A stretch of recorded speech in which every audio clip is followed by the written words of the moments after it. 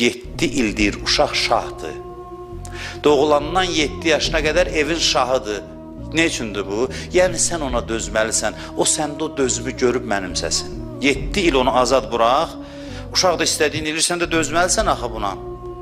Yeni evlənənlərə tövsiyəmdir. Çünki çoxdan evlənənlər əməl eləmədilər buna, çoxsu. Bir çox əməl eləmədilər.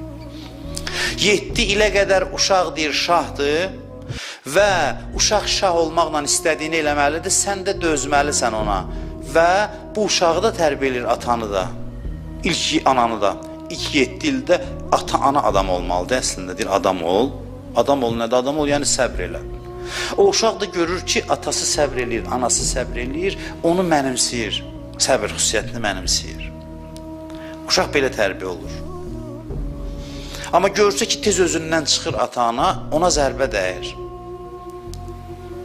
Bu tələskən varlığı ailədə 7 il şah qərar verir Allah ki, bu dünyaya təzə gəlib özü də tələskəndir. Siz buna qulluq eləyin. O görəcək ki, məsələn, necə onun nazı ilə oynayırlar. Əlbəttə ki, yenə deyirəm, indi məsələn, hansısa təhlükələrdən uşağı qorumaq lazımdır. Dolay, yox deməklə, qışqırmaqla yox. Onu səbirlə.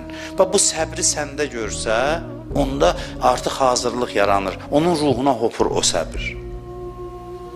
Musa aleyhissalam Allah'a dedi ki, istəyirəm daha çox səbirli olam.